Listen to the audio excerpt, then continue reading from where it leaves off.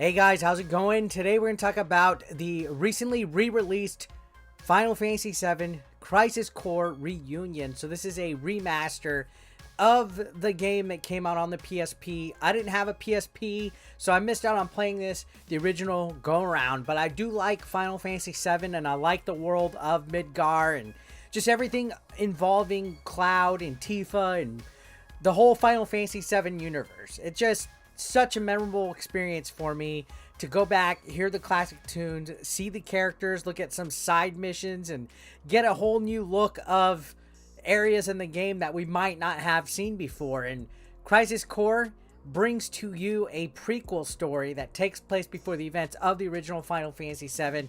If you haven't played it, there is a little bit of a callback to this game actually at the end of Final Fantasy VII Remake, involving the main character of this game, which is Zack, who's the character that works for Shinra. He's a soldier at Shinra. You see him actually interact and engage with characters like Sephiroth, Aerith, and other characters from Final Fantasy VII, and it's interesting to see things that happened before that main game that's just so iconic. This game has a little bit of a feel that is like the Final Fantasy VII Remake. In fact, I would say this is like Diet Final Fantasy VII Remake as far as the combat mechanics and things go. It's like a action RPG. It's not turn-based in any kind of format.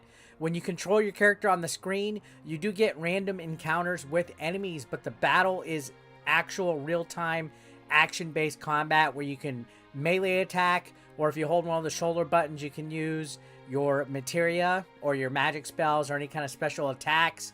So I actually like the way it controls. It reminds me a little bit of the remake's combat mechanics. I know some people aren't big fans of this, but in regards to me, I like it. It gives you like an open, free-ranged area of movement. And to me, it's just much more quicker to grind out. Your characters, powers, skills, everything level up every fight.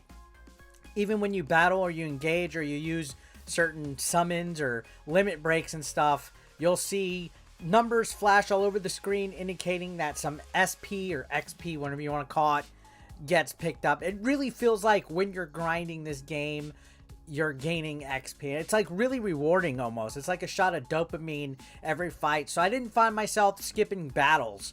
Now, the one thing I did skip a lot was some of the summons and limit break cutscenes, because once you see them, yeah, they're pretty cool when a big dragon comes out or something like that.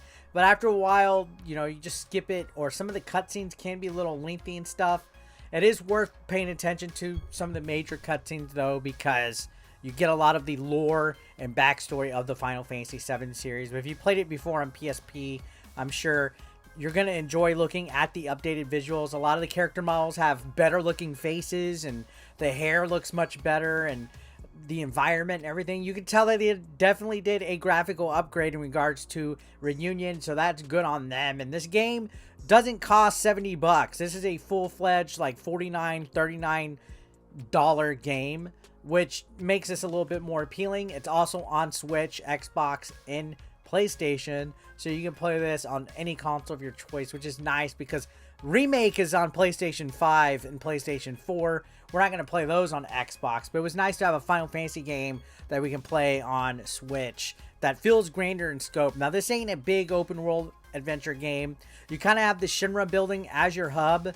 There's missions that you could do and side quests that you can do to power up your character, and you're going to need to do them because you could find yourself getting killed a lot if you just do the story mode without grinding. I actually did a lot of the missions, and I was like flat out like level 21 before I even got to chapter 3. I had a lot of materia and a lot of equipment and stuff that had me pretty much overpowered.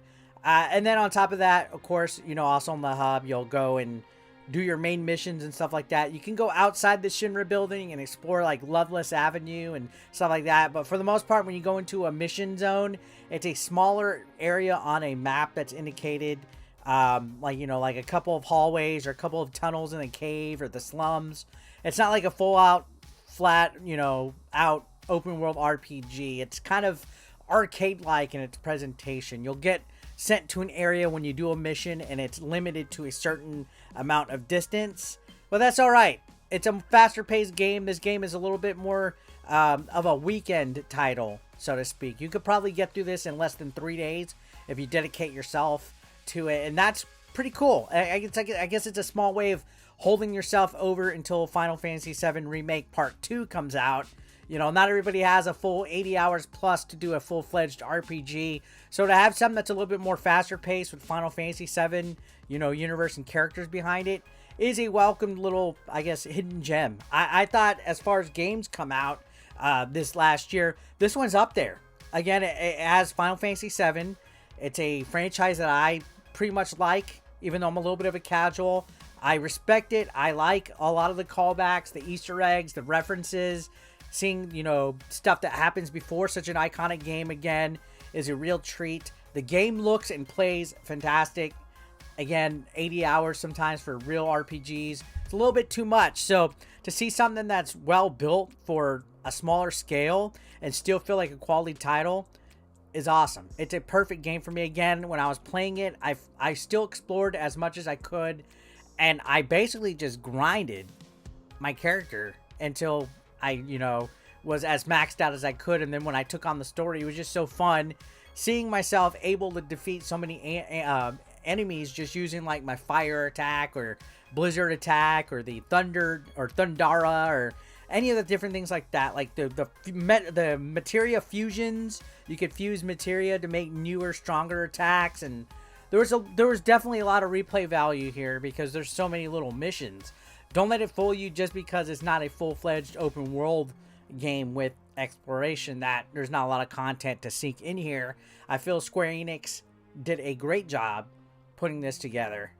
An immense great job, and it's low on the budget. So yeah, I thought it was a lot of fun. This was my first experience again. I didn't have a PSP, so I missed out on playing this game originally, but I could imagine playing on a PlayStation 5 controller being a lot easier to control as far as like the camera goes, moving your character around.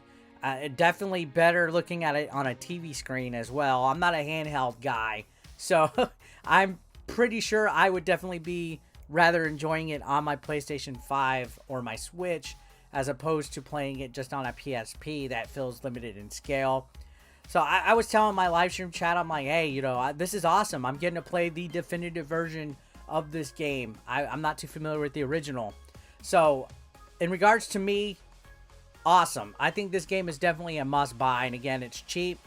It's a Final Fantasy VII game that has a lot of callbacks. If you're a fan of the series, I'm sure you probably already played this originally. But I think there's enough of a difference here graphically and a little bit of quality life updates for this game in order for it to be, you know, worth the investment. So to me, I'm thoroughly impressed with it. I liked it. I think you should go check it out. Thanks for watching.